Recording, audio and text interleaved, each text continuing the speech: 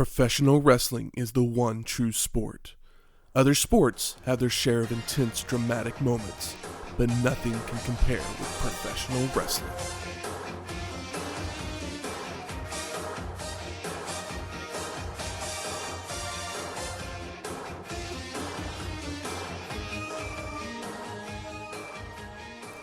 Welcome to Wrestling History X, where two friends get together and talk about the story behind the matches. I'm Matt. And I'm Michael. Welcome to episode 32, Saturday Night Main Event 22. What's the date on that one? July 18th, 1989. That's how you'll find it on the network. Okay, cool, yeah. It's like, are they numbered on the network? I don't think they are. Yeah. But it's the 22nd episode. It's the 22nd. If you were to buy a box set of Saturday Night Main Event on DVD in the year 2003... If you did that, I don't know if I don't think that exists. I don't think that exists. I mean, they're hard up for money. Yeah, I mean, they did the VHS tapes. I don't know if they ever put out like Saturday Night Main Events. It's like nothing really ever happened on those. I mean, stuff happens. They were better. We're here to talk about. They were better than their Superstar shows.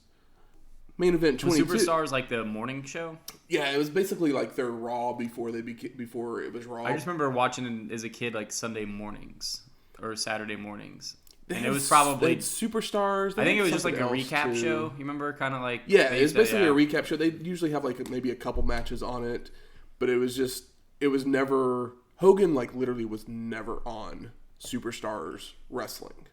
Yeah, like they would show some of the promos and storytelling stuff of Hogan's, but Hogan never wrestled. It was basically like the news show. Saturday Night Main Events, on the other hand, they would air as an occasional replacement for Saturday Night Live when it was on hiatus. This episode was actually a summer special, but they still aired it at the same time as they normally would at that 11:30 Eastern, 10:30 Central Time. They also did like Saturday Night. Isn't there another show called Saturday Night Main Event or the Main Event? Main Event. It would be like a live show on would Saturday be a live night. show on a Friday night. Oh, usually. Friday night, but it's still like basically an offshoot of Saturday Night Main Event. But there wasn't very many of them. I think there was only 3 or 4 of them. We've covered 2 of them so far. Mm-hmm. I know the third one we'll cover sometime next year. We'll get there. Like we said, this event took place on July 18th, 1989 at the Worcester Centrum in Worcester. It's not Worcester. It's Worcester. I can't say it. It's Worcester. Is it? Wait, this isn't. Yes. My Worcester. That's where my dad's from. Is it really? Yeah, my dad and, his siblings. Like, yeah, he hasn't lived there since he was 18. But, yeah, Worcester, Massachusetts. My aunt still goes back there and always says that she still has a bit of an accent. My dad does not. But yeah, it's Worcester, Mass. Worcester, Mass. I went there once, but I was like 5. I don't remember it. Probably younger than 5. But the show actually wouldn't air until July 29th. So like a full 11 days later, it would finally air on TV. Yeah. Some other things that happened right around that time. Nintendo would release the Game Boy a few days later. Did you have a Game Boy? I did not have a Game Boy. I had a Game Gear, but like it had been out for a while. I think my cousin had one, and I was like, that's cool. And my uncle always went to pawn shops, so he got me one for cheap from like super a pawn shop or whatever. I got a Game Boy in like 5th grade to play the first Pokemon game, but it was a Game Boy Color, even though the Pokemon game wasn't color. I didn't have the original Game Boy. Not the big old brick one. I had a couple friends that had the Game Boy, so I got to play Tetris and Super Mario games that were on it. I was more of a Virtual Boy guy. Yeah. I don't think anybody was a Virtual Boy guy. I played Atari for the longest time. Galaga is my game, guys. Oh yeah, I'm a big Tetris guy, so I'm pretty boring too. Remember Dr. Mario? Oh, Dr. Mario is incredibly hard. Was the Mario version? I love puzzle games, but it is like that game is very, very difficult. I played it pretty recently, and I was like, this is too much. It's too slow. Like, I love all kinds of puzzle games in that same style, but that's the one where I'm like, I just can't do it. My mom was pretty good at it. I tap. Yeah, I tapped Dr. Tapping Mario. like Steamboat? Yeah, it has really good really good music. There's like 3 songs in it, and they're all really fantastic. Good. Anyway. The movie Turner and Hooch would be released the same weekend. How mad at you, or how mad at me are you for not seeing? I've never seen Turner and Hooch. Never seen Turner and Hooch? No. I like Tom Hanks. Tom Hanks is America's dad. We all like him. He's a national treasure. Yeah. Not Nicolas Cage. Is it? No. Tom Hanks. Nicolas Cage is also a national treasure, but he's definitely not America's dad. Is Turner and Hooch like top 5 Tom Hanks? No, definitely not. It's a feel-good buddy cop film. Oh yeah, okay. I know the cover. For some reason, I do love buddy cop movies. I think you would like. I think you would enjoy Turner and Hooch. Yeah, I mean, it's been a long time since I've seen it, but I think you would enjoy it. I'll add it to the ever-growing list. And we had a wrestler birthday. Nick Jackson of the Young Bucks would be born the day before Saturday Night Main Event 22. Any opinions on the Young Bucks? They're great. Spot monkeys.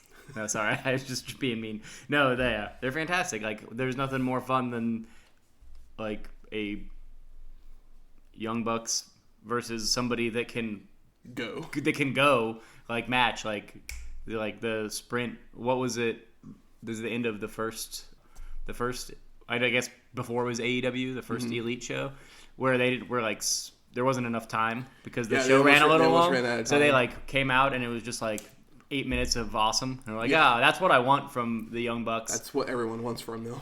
Like, I don't really want to see, like, a Young Bucks, like, 2 or 3 falls, like, limb match. Though we almost did see Nick Jackson die at All Out. Oh. In that ladder match versus the Lucha Bros. He went into the double tables, and he was supposed to land on both of them and missed. Didn't get quite a good enough jump. Yeah, that one was, like, kind of rough. Those, like, big ladder matches when the guys are that bananas can be hard to watch. There's like, it's like those. I cringed when he hit that table and was just like, oh. It's like that Naito, all those Naito Ibushi matches where you're like, guys, I'm so tired. It's like, like I don't want you either to, like, you guys can put on an amazing show. You don't have to make me feel like bad or scared for you for me to enjoy it. You're actually taking away from my enjoyment by landing on your neck over and over again. It's like, we still haven't got Hiromu back. And you guys are out here landing on your necks? Exactly. So let's hit to the show. We start with promos from participants from the show. We got Macho Man, who says, wants to invite us to a summer barbecue where we're going to cook the world's biggest hot dog. Is that a jab at Hulk Hogan's skin? I didn't think that when he said it, but now that you said that, I'm like, I don't think so, since he's talking about Beefcake, but oh yeah, it might be. Sensational. I mean, they both have hot dog skin. That's true. Sensational Sherri joins in, says, we skinned you last spring, and tonight we're gonna roast you like the little weenie that you are. I like Sherri. At least she kept in tone with the hot dog weenie comment. Brutus then replies, gonna give Macho a special summer shortcut and let Scary Sherri sweep up the hair with that broom she flew in on. That's a pretty cool burn, honestly. Is that the best line Brutus has ever had? Probably. I like his promos through the show, honestly. I was like, these are pretty good. This show he does pretty good. Yeah. I don't hate the beef like a lot of people hate the beef. I agree. I'm not a... I don't love the guy. Yeah. It's like Honky Tonk. It's like, Honky Tonk's fun. This is WWF. It's supposed to be fun. Do we get Heenan and the Brainbusters? Last time you lost your cool. This time you're going to lose those belts. It's kind of a weaker Heenan promo that we've had. Yeah. Demolition then comes, sometimes we get a little crazy from the heat and a little hot under the collar. But we always keep our heads and we'll always keep our championship belts. The heat is on. Not like it was good. It was good that they like passed it back and forth between the two of them. I like that for sure. But it's like, why can't you be as interesting as your look? And maybe that's why they have such a good look. Did you see Smash like his face while he's doing promos? He like does this like weird like eye thing where he's like, oh yeah, like the squinty like bug out eyes. Yeah, it was just like, what are you doing? Like, I mean, it's better than Akeem just like constantly like doing the dance where he like drops the shoulders and pushes the arms out, which I find hilarious. He does the surfboard. Yeah. Honky Tonk Man now doing his promo. My favorite part of summer, the fall of Hulk Hogan. And then my guitar is tuned, so get ready to face the music. And then Hulk Hogan's last one, he goes, my 24-inch pythons are going to shake, rattle, and roll you. They're going to step all over your blue suede shoes, and then they're going to drive off in your pink Cadillac. But remember one thing, you ain't nothing but a hound dog. And I was like, those 24-inch pythons already have a driver's license? I was like, dang. So we get the Saturday night main event logo. Music hits with a video package of our participants. And then Vince McMahon, Jesse Ventura welcome us to the show. And then they send us to a video package of Honky Tonk's greatest hits. Which involves guitar shots. Always fun. Who do we see? We see Jake the Snake, Ultimate Warrior, Jimmy Snuka, Bret Hart, and Beefcake in this video package, which I thought was a good way of getting over that he's going around just smashing over the head with a band guitar. Yeah, exactly. We then go to Mean Gene in the back. He's with Honky Tonk Man and Jimmy Hart. And Honky corrects Mean Gene, saying he's the greatest IC champ of all time. And they said, don't be cruel to a heart that's true. And I will continue to be true to my fans and do what has made me the greatest IC champion of all time. Has Jimmy Hart ever cut a promo through the megaphone into the microphone? Because that would be the most obnoxious shit ever. I don't think so because of that reason. Yeah, I think that I would like him more if he did. But we'll find out one day. Mean Gene actually has probably one of my favorite lines as they're walking away. He's all shook up with the thought of those two. Hogan then joins Mean Gene, and Gene asks him how he's concentrating on this match versus Honky Tonk when he has a movie and the big tag match at SummerSlam coming up.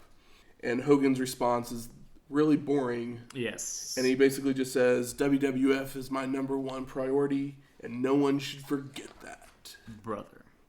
I assume there's a brother there. There probably was. And Gene, as Hulkster's leaving, he says, when the Hulkster's all fired up, someone's going to get scorched. And I don't think he means his skin. Where's, what Mean Gene would be perfect? A perfect role for him would be just like the office guy in a police station in a movie. Or maybe even the lieutenant, I don't know. What do you call the guy that's in charge? Lieutenant of the police station? I don't know shit about cops. Police chief, yeah. Police chief Mean Gene?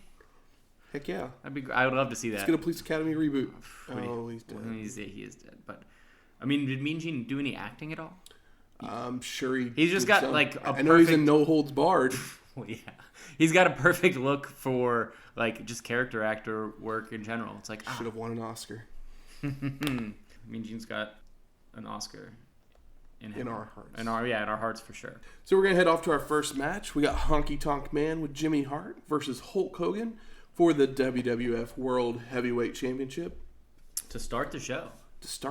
Crazy. I was surprised that this was the first match. So we see the logos for both men come across the screen, and it actually does this throughout the evening for each match, which is great. Super great. I love it, and it would be a really cool if somebody just took those. Of course, they'd probably get their pantsuit off, but took those logos because they're, it's like a square. They're all cartoon characters. Yeah, it's all a square, and it's their logo and then the name. But those just in black on a T-shirt or whatever color, and on a single color on a T-shirt, very simple, simple big print on the front would be a very classy wrestling T-shirt. I would buy a couple of them. I have a friend. Maybe we can make that happen. Maybe we can. So as Hogan's getting on the apron, Honky swings his guitar but misses. And then Hulk grabs Honky Tonk Man's boot, dragging him to the outside to deliver punches down the entryway until Jimmy Hart jumps on Hogan's back. Hogan gets in the ring with Jimmy still on his back and backs him into a corner to smush him just as Honky swings his guitar to miss again. Already with the guitar. Hogan with multiple right hands, head slams into turnbuckles and a clothesline. Honky goes for a clothesline, but Hulk ducks and gives an atomic drop. Irish whip to the corner, followed by a back elbow by Hogan, and Hulk finally tears his shirt off. I was waiting the whole time. I was waiting for so long. I thought he was going to go the entire match with his shirt on. Yeah, that'd be a fucking bummer. Gotta show off those pythons, man. Yeah, so what about the crowd? This isn't a 5-man tag. You gotta take the shirt off. Hart's trying to pull Honky out of the ring, but the Hulkster starts dragging Honky Tonk Man to the middle of the ring, bringing Jimmy into the ring, where Hulk then hits a double noggin knocker, and Honky rolls out of the ring. Noggin knocker this early in the match. We're almost done with this match. Hogan's giving chase to Honky on the outside when Hart hits Hulk in the back with the guitar. Honky Tonk Man with the double axe handle from the apron before rolling Hogan back into the ring, continuing to work on the back, including a reverse chin lock. But Hogan begins to hulk up, gets to his feet with Honky still on his back, running him headfirst into a turnbuckle. Honky Tonk retaliates with a clothesline, hits the shake, rattle, and roll, but decides to dance and not make a cover immediately. What a heel. Heals himself out of a win because he only gets a 2 count. Honky Tonk Man's throwing right hands, but Hogan starts no-selling everything. Does the finger wag, delivers punches, and a big boot to send Honky to the floor. Hulk's down after him. Hart comes from behind to hit him with the guitar again, but Hogan steals it and hits it across both Jimmy and Honky Tonk Man's back. Yeah, who doesn't want to see that? With the ref standing right there. The amount of, that's not complete heel shit, but just the amount of heel shit faces do in, this time period. Hitting Jimmy's fine. Yeah. Because Jimmy's on the outside. He's not. But once he hit Honky Tonk Man, he should have been disqualified, technically. But once they're back in the ring, the Hulkster hits the leg drop for the pin and the win. So post-match, Hulk does some Honky Tonk style moves. He does a little dancing of his own as we go to commercial. I'd prefer that over than 5 minutes of posing. But, this isn't a pay-per-view, so he doesn't got time to pose. Well, I'm sure since he went to commercial and he was in the ring starting to pose, as we come back from commercial, is he posing? He's still posing. So I'm sure he was posing the entire time. And then Ronnie Garvin gets into the ring in a referee uniform, and they shake hands. At this point, I had no clue what was going on. Yeah, we'll find out. Yeah. But it made no sense. They're setting them up. Yeah. We then go to a video package, and we see Greg Valentine beating Ronnie Garvin with a small package on an episode of Superstars, with the stipulation of their careers being on the line. It was nice to see Greg. I feel like it's been a minute. So I guess we've seen him in some. We've seen him in the last couple shows. Have we? He was with Honky Tonk Man at WrestleMania. Yeah. In a tag match. That's no fun. I mean, singles Greg. I guess we both agree that Survivor Series is no fun anyway. But where it's it's just good to see that ugly man. He was on the Rumble. Yeah. Also my favorite. I love Rumbles and I love Survivor Series 10, 15 people matches. They're the best. What are you talking about? So after Valentine beats Garvin, Garvin has to retire, and Garvin becomes a referee. But he doesn't. Is the inverse? He's like the inverse. Well, he's the inverse Dangerous Danny. Well, yeah, Dangerous Danny. Also Teddy Long, but Teddy Long doesn't become a wrestler. He becomes a manager. But he needed a job. Yeah. So he became a referee. But he doesn't take shit from anyone. Hell yeah, he doesn't. Laying out multiple people when they provoke him, including Dino Bravo. So we get a Jack Tunney, the WWF president, makes a statement. President? Kayfabe president. Kayfabe president. Any more unprofessional actions by Garvin will result in a long suspension. So then we go to our second match, and it's Greg the Hammer Valentine with Jimmy Hart versus Jimmy Superfly Snuka, with rugged Ronnie Garvin as the referee. So this is why Garvin came to the ring with Hogan still there. He's basically like, get the F out of the ring, dude. We got to get to the next match. So the match the match hadn't started. Valentine starts bad-mouthing Garvin as soon as he gets in the ring. Then the match starts and Hammer attacks. And we haven't seen Superfly very many times. Superfly came out before the Garvin match at WrestleMania that just kind of introduced him back to the crowd. Yeah. But the only other time that we have seen him on pay-per-view, or on any of our shows was WrestleMania 1. Okay, I don't remember him on that show. He was Mr. T and Hogan's second on the floor. Okay. But I don't remember that at all. But, I mean, he wasn't in the ring. He came in and did like one move on. But it's kind of weird on Bob Orton. Considering, like, you know, he's Jimmy Superfly Snuka. Everybody knows who he is. I was like, man, it took us this long for him to show up. Exactly. And it's not even a pay-per-view technically, show? This is his first pay-per-view match. Well, this isn't pay-per-view. Ever. Oh, this isn't even pay-per-view. Yeah, this is like television match. So never mind. So like, what was he doing this whole time we've been watching stuff? Like, I think he'd been around for a while, right? I think he was hurt. So like, when did he start wrestling? Because he's not a spring chicken here, right? I'm sure he probably started in the 60s sometime. Oh, really? I mean, he's probably been around a good 20 years at this point. It's hard to tell. There's a whole lot to go in with that guy. That's your own Wikipedia job. I don't even want to talk about it, to be honest. We talk about what's relevant. Yeah. And none of that's relevant. None of that's relevant right now, but woo, it's weird and sad and not very cool. So back to the match. Hammer attacks Superfly before the bell from behind with chops, elbows, chokes, and right hands. Snuka's Irish whip ducks a clothesline, leapfrogs Valentine before delivering a chop and a flying headbutt. Superfly comes off the top rope for a splash, but the Hammer gets his knees up.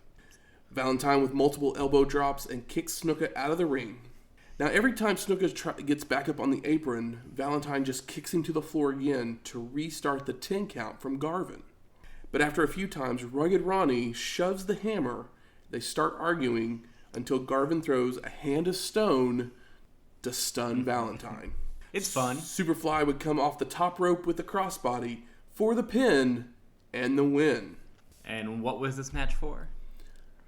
To further the Garvin Valentine stuff. Exactly. So post-match, the Hammer goes to clothesline Rugged Ronnie, but Garvin back body drops him over the ropes to the floor. Valentine keeps acting like he's going to get back in the ring. Yeah, kind of teasing him. But Garvin's there, ready to go. And then Snuka is standing there ready to go. I'm like, Snuka, you have nothing to do with what's going on. Yeah, it's like you should just walk back now. Just go ahead and go back. Thanks for the assist. But we then go to a video package. Sherri's yelling at Beefcake on an episode of Brother Love until Savage attacks from behind, and the two of them start giving Brutus a haircut.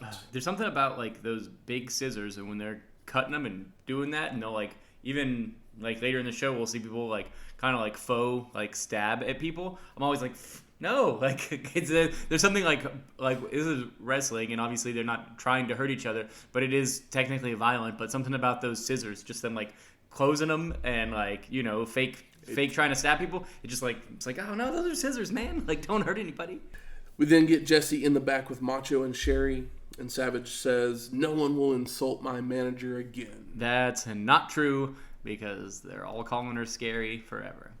But I just thought it was crazy, because why didn't he ever have a problem when people were dissing Miss Elizabeth? Oh, you know that he loved Miss Elizabeth a little too much.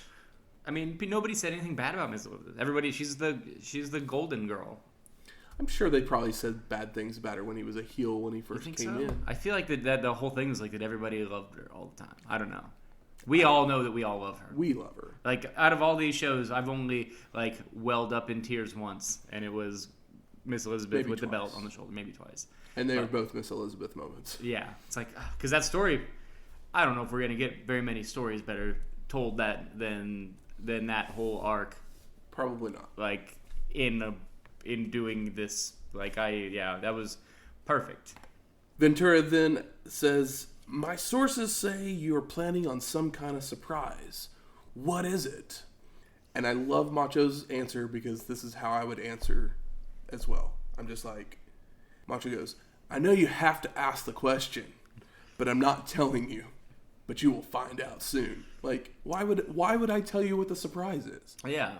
That's a dumb question, Jesse. Dumb question. He's not a smart man. Mean Gene's in the back with Brutus, Beefcake, and Gene says, "Savage claims to have a big surprise for you." And Brutus goes, "I'm already surprised.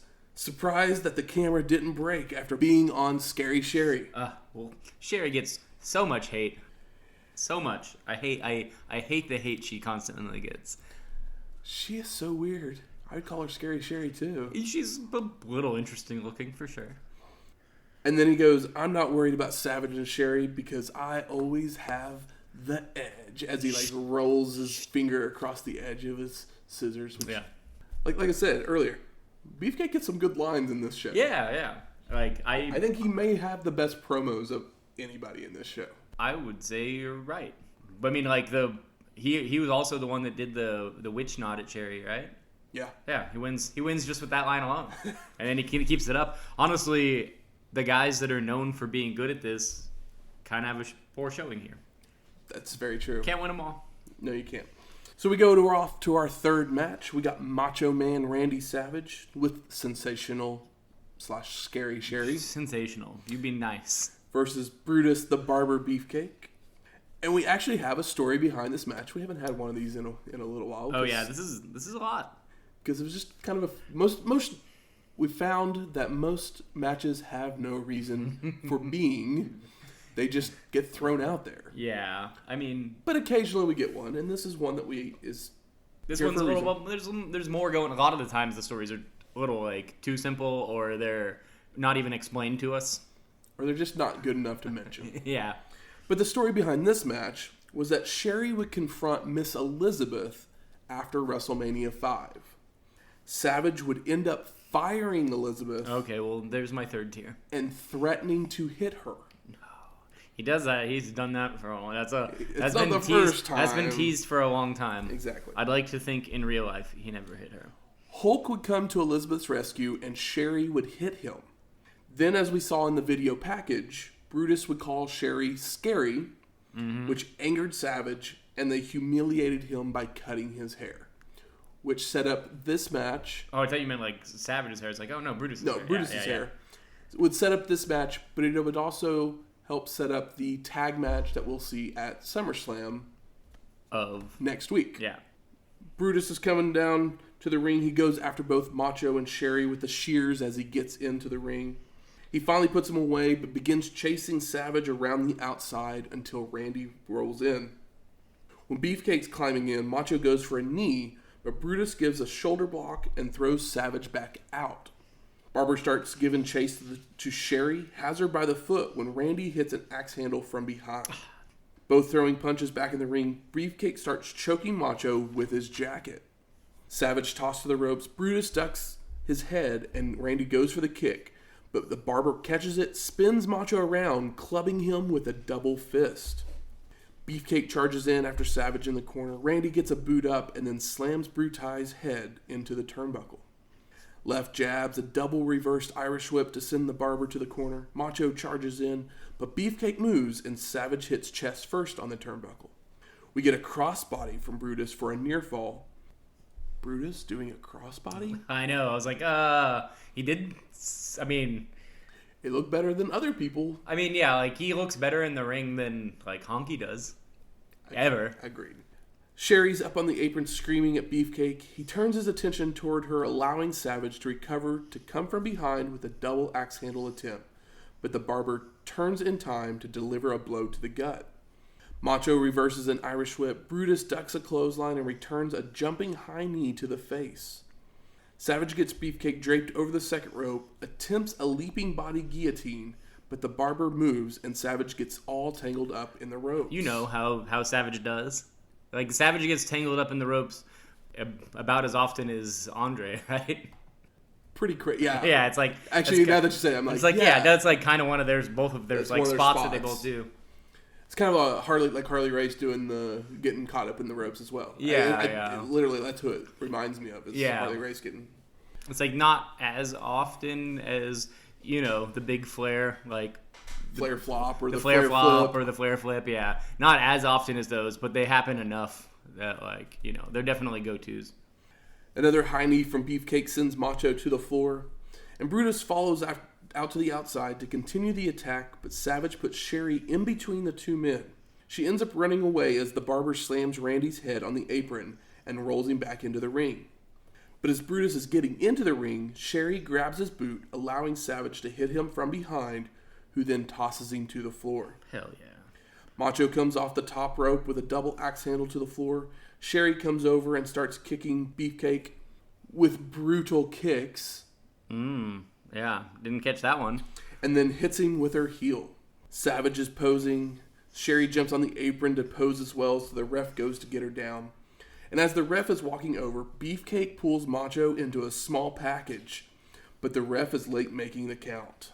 Because he's busy moving Sherri. Get down, Sherri. You're not welcome. She's not doing anything on the apron. She's posing.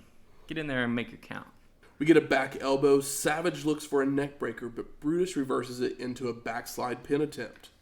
Randy, with a face plant, starts choking the barber. Sherri takes one of her stockings off, begins to choke Beefcake as well. Fuck yeah. Macho up to the top rope for another axe handle, but Brutus catches him with a right hand to the gut on the way down. More right hands, clotheslines, elbow to the top of the head, tosses Savage to the ropes, and Beefcake ducks his head, allowing himself to be kicked by Randy. Sherri's back up on the apron, holding Brutus. Macho charges in with a high knee, but the barber moves, hitting Sherri to the floor. I'm not saying that Sherri is a weak lady, but like her being able to hold Brutus back, like he's a very large man. It's pretty she impressive. was a women's champion at one point. But he also has like 60 plus pounds on her At of least. like pure muscle. Like Beefcake is, yeah. There's a reason they call it. There's beef in his name. He's a big strong boy. He's a big beefy boy. Yes. A double reversed Irish whip sends Savage to the corner, but he moves before Beefcake hits a corner splash into the turnbuckle. Randy charges in, but the barber backbody drops him over the ropes to the floor. Oh no. Sherri's checking on Macho, and he tells her to go to the back, and she leaves ringside as we go to commercial. Bum bum bum. What could it be? Back to the action, both men throwing punches. Savage misses a knee drop, but hits a rubber band slam on Beefcake for a near fall. And we see Sherri coming back out, and she has Zeus with her? The God? Or a big black man? Tiny Lester. What does he have? Tiny Lister Jr. Tiny Lester. I didn't know it was Junior. Who most people know from the cinematic masterpiece, and I say that completely honestly. I seriously feel this way about this movie, Friday. Okay, I was like hoping that's where you're going with Friday. Not No Holds Barred. Not some other. Yeah, no, like I seriously think that Friday is like legitimately a great movie and not just a good comedy. Like it is a great actual movie. Zeus is also the character that is in No Holds Barred. Yeah, the match. And he has come to the video game. He has come to WWF to exact revenge on Hogan for No Holds Barred. For having to be in that movie with him. Macho tosses Brutus to the ropes, who returns with a sunset flip. Savage tries to stay up, but at the last second gets taken over for a 2 count. Randy's tossed to the ropes, ducks a clothesline. On the return, Beefcake slaps on the barber's chair. Is the barber's chair like the ab stretch? It's a sleeper hold. Oh, a sleeper hold. God, my bad. Zeus climbs into the ring and karate chops the barber across the neck. And the bell rings. So post-match, we get Zeus slapping on a bear hug. Hogan then comes running down to the ring. You mean like lumbering jog kind of? And he clubs Zeus in the back, who no-sells, drops Beefcake, and turns to face Hulk. We get kicks, punches, and chokes. Nothing's working against Zeus. Hell no. But Zeus puts the Hulkster in a bear hug, while Savage comes off the top rope with a double axe handle into Hogan's back as well. It's fun. That was a cool moment. Zeus is holding Hulk as Sherri hands Macho the scissors to cut his hair, but Hogan kicks Savage, and the barber rakes the eyes of Zeus. It's the one thing that actually worked against him. Yeah. The rake of the eyes. It's eyeballs, man. Like, shit. Hulkster tosses Randy to the floor while Brutus is punching at a smiling Zeus. He's got that crazy smile, though. Hogan grabs a chair, hits Zeus in the back, who has Beefcake in a bear hug again. Zeus no-sells the chair shot. Turns. I would say Zeus no-sells entirely too much, but that's not gonna change anytime soon. No. He turns and smiles at Hulk, who shows fear in his face. Macho's back in the ring, and the barber brings another chair in the ring as all 4 men face each other. I love a good chair off. But only Hogan and Brutus have chairs. Oh, okay. Never mind. Chairs versus Zeus. Yeah. Randy and Sherri are trying to get Zeus to back down, and he just keeps shoving them away. But he finally relents. And we finally get the official announcement that Beefcake won by disqualification. Yeah. We all knew that. I love that Zeus has the Z on the side of his head. Is this where it's marker, or is it actually shaved in? I think here it's shaved in. Okay. I know there's a later show where it's marker because he, like, cut it off or something. Probably had to go film something else. Yeah. Jesse's then in the back with Macho, Sherri, and Zeus. Jesse says, Zeus is indeed the human wrecking machine. And Zeus, there's some other stuff being said, but Zeus says, Hogan, you are nothing. Yeah. Beefcake, you are less than nothing. And he's like, spitty. Like slobbering away while he's talking. It's very disgusting. So then we go to a video clip of the last Saturday night main event where we see Brainbusters versus Demolition match where Demolition tosses the ref into a turnbuckle to cause the disqualification. And we get Mean Gene in the back with Demolition. Smash says, if I get my hands on Heenan, it'll be pop goes the weasel. It's good. Brainbusters is such a fucking amazing name. And the thing is that it was just named that because they're with Bobby the Brain Heenan. I know. It's like, why don't they just, if they could do like, Brainbuster where one of the guys comes off like the second rope to like push him down or whatever, will look badass. So we head off to our fourth match. We got Brainbusters of Tully, Blanchard, and Arn Anderson. Oh, hell yeah. Those, like, true dads. True, like, beefy dads. I wouldn't want to date either of their daughters. I don't know if either... Well, actually, yeah, I would date one of Tully's I just wouldn't want to have to have that conversation. But, yeah, but... Tessa Blanchard is a very attractive young lady. Yes. Very talented as well. Yes. With Bobby the Brain Heenan as their manager versus Demolition in a 2 out of 3 falls match for the WWF Tag Team Championship. Cool headline match. It is a very cool. Two out of 3 falls, like, I feel like 2 out of 3 falls almost is better in a tag. I guess you don't see it a lot anyway. It's not like it's kind of like your. Well, the thing it's kind of like your cage match where it's like, oh, you gotta. A 2 out of 3 falls match used to be how they used to determine the champion all the time. NWA or WWF NWA, or just like most territories. Like back in like 40s, 50s. So when they were having like 60-minute like chokehold matches. Exactly. Because that would determine the true champion, that kind of thing. See, someone doesn't just get a fluke win. So that's how all our Carl Gotch matches win. Exactly. Which I wouldn't. This is a sidebar, but how prevalent or easy to find is some of that older stuff? Video of it's probably super difficult. There's got to be some. I mean, I think some of the oldest stuff I've found is mid 50s. Oh, really? But I mean, it's not like I've done a deep dive. Yeah. To, try I'd be and interested find if there's a YouTube channel that's here's a playlist of the 10 best available matches that's where I found a bunch of the 50s. Before 1970 or something like that. That would be neat. So the match starts off with Tully and Axe in the ring. Blanchard hits smash. First you got to know that we got the Demolition theme song. Well, we did get Demolition theme song. I just want to talk about it and think about it. And now you can go on. That's it. That's all. I just wanted to hear it in my head. Blanchard hits smash. Sorry. Tully and Axe starts it off, and Blanchard hits Smash with a cheap shot. Tully's tossed to the ropes, rolls out of the ring, but Smash is there to press slamming through the ropes back into the ring. Blanchard is ping-pong punched between the two members of Demolition before a hip toss by Axe. Tully is able to get Axe into his corner, and the Brainbusters start throwing punches until Axe starts to fight his way out of the corner. But Arn grabs his boot and drags him out of the ring, and the double team attack continues. We have 2 tag teams that are just straight brawlers. They have Demolition straight brawlers. Demolition straight brawlers, but Brainbusters can do. They can both. do more, but they are they're a brawl. They can. There's more technical stuff that they do and can do, but it's they're still the heels. It's sprinkled in, and they're just brawlers. They're brawlers. Yeah. Axe reverses an Irish whip on the floor, sending Blanchard towards Anderson, who sidesteps out of the way, but Demolition then hits both Brainbusters with clotheslines. Back in the ring, Demolition with stereo Irish whips, but the Brainbusters bail from the ring to stop the momentum. Double A with punches, but Smash with a chokehold. Arn hits a shoulder block and goes for a stomp, but Smash catches his foot and flips Anderson to his back, which was kind of a cool spot. Yeah, totally. This is fun stuff.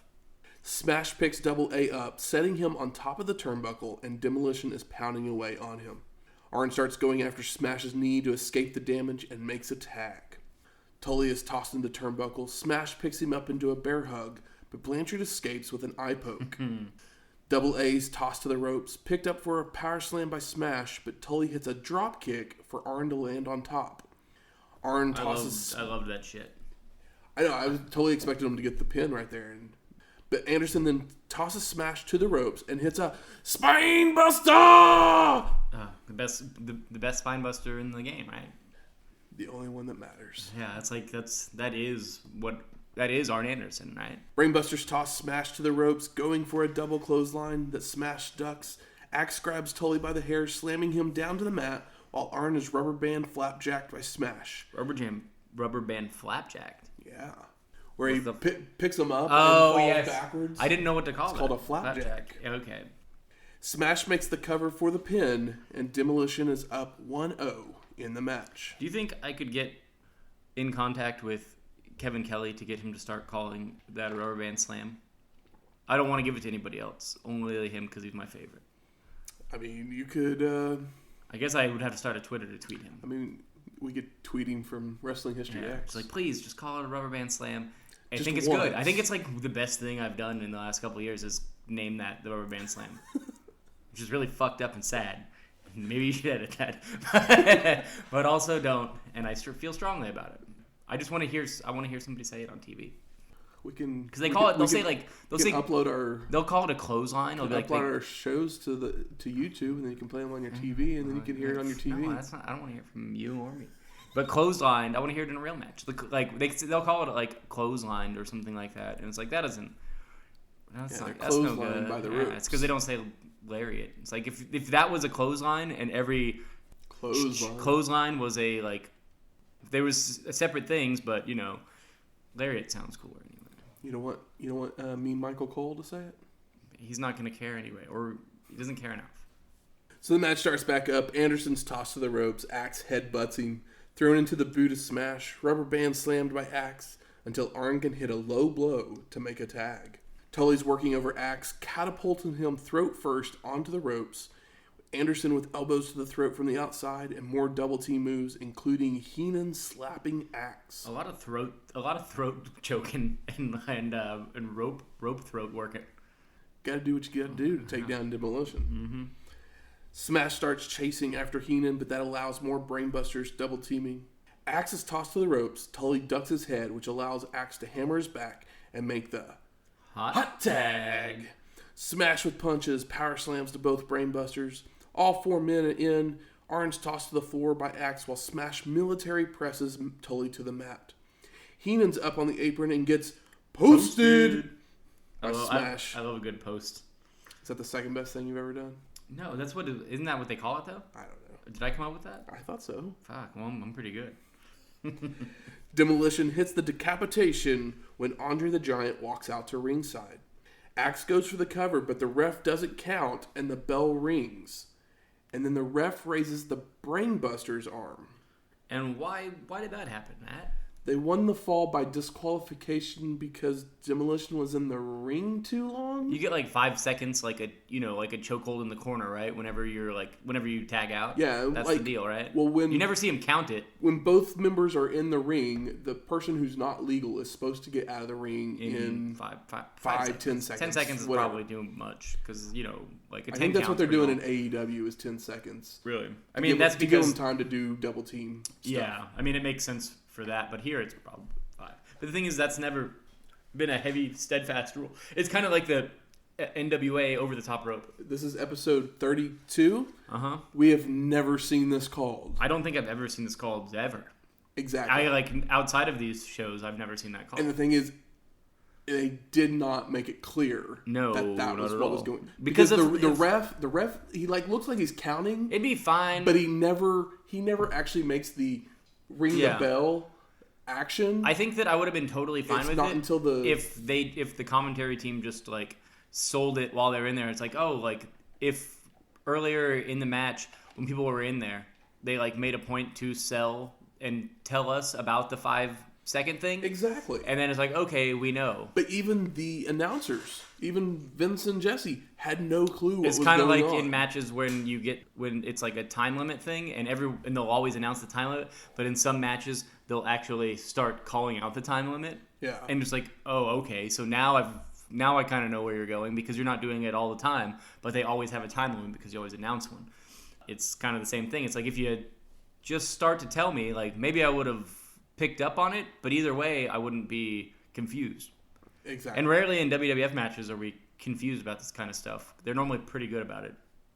Compared to early NWA, yes. So, yeah. And even some... We've never really had an issue understanding what is happening in a WWF match. No. NWA matches, on the other hand, I don't know what happened in the first 5 shows. Those first 5 or 6 shows that we watched, like, they did stuff and we were just like, what? Yeah. They're much better now. Also, no cowbell matches ever. Or is it the Indian strap match? No Indian strap matches ever. I don't like them. Ever again. Unless it's Wahoo and he wins. And he always wins. But I only want it to be like 8 minutes. If that. Yeah, and it's always longer. So, because of that, the match is now tied 1-1. Andre is hanging out at ringside with Howard Finkel sitting down on a chair. We get a back elbow by Axe on Blanchard. Smash tosses Tully to the floor. Another back elbow by Axe until an eye rake by Blanchard. Tully tries to slam Axe's head into the turnbuckle, but accidentally gives a double noggin knocker with Arn. He tries to slam into and accidentally hits Arn's head instead. It's good. Double A's given an atomic drop into the corner and his head snaps back, headbutting Axe for a double KO spot. Both teams make a tag. Tully is thrown to the corner by Smash, followed by a clothesline. Axe and Arn brawling on the outside, with Anderson being tossed into the ring post. Posted! Smash goes for a vertical suplex, but Blanchard floats over, holds Smash for a double team move, but is hit from behind by Axe. Smash then clotheslines Arn as he comes off the second rope. Heenan's up on the apron. The ref is trying to get Axe out of the ring. Smash is going for a cover. Andre all of a sudden tosses a chair into the ring. Tully grabs it, hitting Smash over the back, and Double A rolls over for the pin and the win. And new! Heenan grabs the belts. Andre hugs the Brainbusters. The crowd is not happy. But how are you happy? I am ecstatic. Yeah. This is probably the shortest 2 or 3 falls match ever, by the way, because it's on television. If it wasn't for that second fall, this match is would be one of it ends kind of quick and sloppy, but the match is short enough that the quick end is more gratifying than when you're watching a 20-minute fucking tag match, and then all of a sudden it ends like that, and they've been working limbs and stuff, and then it just ends like this does, and it's like, well, why were you working those limbs? Don't work limbs if we're not going to use these limbs. You're not going to use what you're working for. Yeah. It's done. So we got a few fun side notes here about the tag belts. Demolition had held these titles for 478 days. Damn, really? That's since WrestleMania 4. I mean, they were super over. This is their time. It's the longest continuous run by a tag team in the WWF? In the WWF ever. That's fucking awesome. I hope nobody... I mean, obviously they don't focus on tag teams anymore because they just throw 2 guys together. It's like Sheamus and Cesaro. Not a bad tag team, but they are not tag team wrestlers. It's not like the Usos, where it's the Usos are tag team wrestlers. Yeah. They're an amazing fucking tag team. They should just be... Sheamus and Cesaro were an amazing tag team. I agree. Well. But once they found their rhythm. But I would rather see Cesaro... Well, we would all love to see Cesaro get a push instead of him tagging with Sheamus. But I would have to hear about it, on the internet, because I ain't checking in on that. Fun note number 2, the Brainbusters became the first team to ever hold the WWF and NWA tag team titles. First, but not only? They may be the only. I didn't do that much research. Yeah, it's fine. I just know they're the first to ever hold yeah. It's there's probably been other guys that were singles guys, but as far as the same tag team. The same 2 guys. Yeah. As a tag team. That's cool. And fun note number 3, this is the only title change that was ever on an NBC version of Saturday Night Main Event. What other? Fox ran a couple, like two later, or three, like in the 90s? 2000s. Oh, okay. So I didn't even know that they did that in the 2000s. Yeah, it was whenever like UPN and all that stuff. Oh, like SmackDown. SmackDown, yeah. Like, okay. Big time. I don't remember that because I do remember, like, I obviously remember the very first, like, I guess you could technically call it the pilot episode of SmackDown because it was on, and then, like, you know, it did so well later it became a regular thing, but it was a big deal. Yeah, because originally SmackDown was just supposed to be a special, and then I think they were just testing the waters for sure. Yeah. But so then we go to the back. Jesse's in the locker room with Rick Rude and former King Haku. And Heenan, the Brainbusters, and Andre all show up, and the entire Heenan family celebrating. And Heenan says, "Hope Hogan's watching, because we're going for more." Because technically the only belt that they don't have now is the world title. Rick Rude, I don't know if it's like the mustache or something. He's looking less handsome. He was noticeably less handsome to me. I don't know why. I don't know why either. I don't know. I mean, he's still got that bod. Still looking good. Yeah. Just that face wasn't as crisp as I remembered. We then go over to Mean Gene, who's in the back with Hulk and Brutus, and Beefcake says he never felt something like the vice grip of Zeus. And Hogan, we don't have to justify anything we did in the ring. And I guess talking about the chair shots. And yeah. And Hogan asks Brutus, if by some freak accident they get their hands on Elizabeth, what will we do? And Brutus, if I have to bring the building tumbling around, smothering everybody, I will do it. Weird, okay. But doesn't that mean you just killed everybody? Yeah, it's like, so it's how like, did that protect that's like Elizabeth? saying it's like, hey, if he goes after her, I'm willing for everybody in this building to go down. If she's going down, we're all going down. We're all going down. It's like, we all like Liz, but, you know, come on. There's kids here.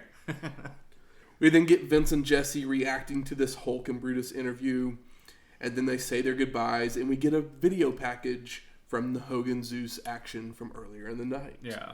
I do like Zeus's gear, and, like, the silver, and then, like, it says Zeus across it. It's a pretty good look. It's not a bad look. So, Michael Temple. Yes. Overall thoughts of Saturday Night Main Event These are always 22. These are always fun. They're fun because pay-per-views are, you know, they have more of the, I don't know what you would call it, the big fight feel. As opposed to, like, this is more fun, it's more light, there's more, like, package work because these are, like, produced shows. They're not live, so they're, like, put together really fucking well. And, you know, they're really fun to dip into. I obviously don't go back and, like, regularly watch Saturday Night Main Events on my, like, Wednesday evening when I get home from work and just, like, throw it on. Definitely not. It's like, but whenever I do have an excuse to watch them, like here, where it's like, this is a good show for us to watch because it's poignant. They're all poignant in their own way, but that doesn't always pay off in a big way. This one kind of sets up our Zeus storyline for SummerSlam and moving forward. And then also, like, the whole movie thing is, like, big and weird, and, like, why would we not cover that? That's interesting. And the real reason we covered it is because I just wanted to see the Brainbusters win their title. Yeah, exactly. And a huge moment like that. It's like Demolition fucking rules. It's Arn Anderson and Tully fucking Blanchard, for Christ's sake. Yeah. Like, yeah, Axe and Smash are awesome wrestlers. We all love them. They all deserve to be in Hall of Fames. But Tully fucking Blanchard and Arn fucking Anderson are legends. Yeah, they're fucking 4 goddamn horsemen. So I really thought this was a good show. Yes. It kept the wheels moving on quite a few storylines. It was fun. Unfortunately, not as many good promos as I expected. No. Brutus gets the gold star for I think promos. Brutus is the MVP of the night, definitely. The final 2 matches were very entertaining to watch, but I did feel like the Brutus Macho match went maybe a little bit too long. Because the whole point of the match was to get to the point where Zeus and Hogan come out. And it could have happened earlier. I think the match was like 18 minutes, and literally the final 4 minutes is that. They could have cut about 3 or 4 minutes off of it just to kind of get it to flow, because there was a lot of just Macho tossing Brutus to the floor, or there's Brutus a lot touching of Macho to the lot of floor tossing, but we all know Macho loves to hang out on the outside of the ring. Yeah, but it was like it's like you're building tension, but the tension doesn't really lead anywhere because of the interference, so you don't need as much tension. And then we've talked about the second fall in the Brainbusters match, how that if that second fall, if it's a little bit clearer, if it went a different way, or if it was clear, I don't mind the way that it went if it was telegraphed. Yeah. Like if they let us know that it was a if they let us know it was a possibility, or even like just the one time that it happened, being like, or if the ref announce table and the ref both knew about it, and the ref sold it more, and the announce table teased it, even if it was like teased it right before it happened, I would still have I would still probably bitch about it, honestly. Like, but it wouldn't take the match down a notch like exactly, because the way it happens, even if they explain it to us, it still makes the Brainbusters look a little weak because they got two pins. They got a win because these two guys just didn't get but out Demolition's of the ring, super, even though they had the visual pin. Demolition's super over, so like they're just doing the thing where they have cold feet. Good. Where's the smart marks at? All right, fuck you. I think it's time for us to smark it up. So, best moments of the night. The Zeus smile cracks me up. Because he just like knows. Well, it's like a snarl smile, right? Like just selling everything, and then he just turns and like smiles. Hogan actually showed fear in his face. That I honestly popped for that because I was just like, yes, finally. Unfortunately, it was for somebody that can't wrestle and just to sell a movie, but like Hogan did something outside of just fucking be Hogan. But hey, we found a match where Hogan's not the worst performer in. Yeah, we did. Honestly, like as time goes on, I'm kind of beefing it up. You're liking the Beefcake? It's fun, man. It's fun. I mean, promos are definitely good. Tell he's getting better as he's going. Yeah, promos are good. He's definitely getting better. Like I said, he's not Honky Tonk. I mean, the guy's got a pretty amazing fucking body, and I love his gear. It's like bizarrely, he looks like a fucking the heavyweight champion of like Chippendales guys. Like just in general, but then he's got that gear and it's like, yo, you look like a fucking male stripper, but like an 80s male stripper, and it's great. Yeah, good show. The moving forward of the like Macho, Liz, Sherri stuff is cool. Zeus no selling so much, it's kind of whatever, but anything that takes Hogan down a notch, I'm down for. The Brainbusters match, of any of this, you should watch that because it's good. Yeah, the Brainbusters match is really good. Yeah. And it's also, like I said, it's fast. A fast 2 of 3 falls. I literally think I think it's like 12 minutes. I honestly almost wish that it was just a single fall match. But it is what it is, whatever. Like, it was still cool. I say that because of that weird second fall. But I think they did that just to keep Demolition strong. Or to keep Demolition strong. Because they could have had a 12-minute single fall match, no problem. Yeah. But, like, especially as a tag team. So I think that they did the 2 or 3 falls just so Demolition doesn't, like, win, like, or doesn't lose, outright. How about anything disappointing? Everybody's promos were pretty disappointing. Everybody's promos except for Beefcake. Except for Beefcake, which is weird because most of these guys are good promos. I literally said to you before we started recording, I was like, this might be the worst Heenan promos we've ever seen. I mean, they're fine. They're adequate. They're adequate. But, like, they're not great. No. I mean, and the thing is about wrestling is most guys are bad at promos. Yeah. And Heenan's not one of them. Like, holy shit, Steamboat should have never had a microphone and put it in front of his face ever.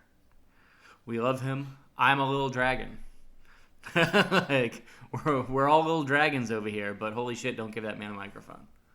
Best performer of the night. I'm going to go...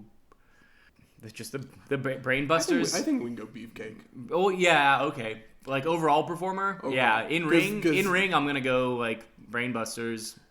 Yeah, I love me some Arn because like Spinebuster. Tully really did a really good job of selling in a fun way. Oh yeah. And like I was like, man, like we've seen older Tully stuff, but like he's really like fitting the WWE like style more than like Arn is, where Arn is like the Tomohiro Ishii of like 1989. Like he just doesn't fucking like sell anything.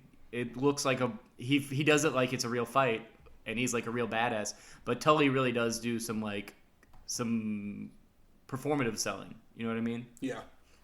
Anything surprising on this show? I didn't expect the Brainbusters to win the titles. I wasn't expecting the title change either. I didn't expect it because I didn't do any research before watching the show. I didn't expect the first match to be the Hulk match, but I mean, that's just. But they're gonna have Hogan.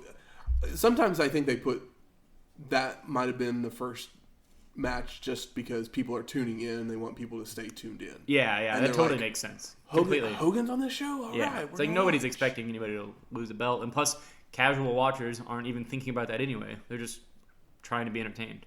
And now for a look back even further into the history of wrestling. The dusty finish. Whipper Billy Watson would be champion for 239 days until he met Lou Thesz in a rematch in St. Louis, Missouri. Thesz would then hold the title well into 1957 when the first cracks in the NWA began to show through. Lou Thesz would face Edouard Carpentier on June 14th in Chicago. Carpentier would be awarded the title when Thesz could not continue the match due to a back injury. But some promotions would recognize the title change, while others wouldn't. The idea was to build a rematch of the disputed title holders. The rematch would happen, but Thesz would win by disqualification, further clouding the situation. Carpentier's manager Eddie Quinn would leave the NWA and take his champion with him. Boston, Omaha, and Los Angeles would continue to recognize Carpentier, while the rest of the NWA would recognize Lou Thesz. The world title would never be undisputed again. Next week, SummerSlam 1989. I'm glad it's not Survivor Series. That's every time I see something with an S, I'm just like... I'm like, next week's SS. And you're like, fuck, Survivor Series? No, it's not. Not quite. Not quite yet. The music from this week's show, Saturday Night's Main Event by Douglas Grama. That's a good theme. It's a pretty good theme. I like it. And then I could not find a theme song for the Brainbusters. I don't know if there is one. But I did find a Arn Anderson that wasn't a horseman. What if we just did like the Demolition theme, but when they go, here comes the axe, here comes the smash, we'll go, here comes the brain, and here comes the bust, and we'll just like edit it in. That's too much work. That's way too much work. But it's funny. It's funny. It's nice, yeah. But that's not going to happen. If we had like a couple of thousand listeners, it might be worth it. For the joke. For the joke, yeah. For the joke. But no. But we're going to play this theme song that I found of Arn Anderson. Is it cool? I thought it was pretty cool. If you like us, you can always rate and review us on iTunes, Stitcher, Google Play, or wherever you find your podcasts. Leave us those 5 stars or no stars. Everything in between is just garbage. Yeah, minutia. Why are you being like that? Let us know what you think of us. You can always email us at wrestlinghistoryx@gmail.com, or you can find us on Twitter, just tweeting away. Maybe we'll get our rubber band slam out to Kevin Kelly. Like, God willing. At Wrestling HistoX. That's Wrestling HISTOX. We'll talk to you next week.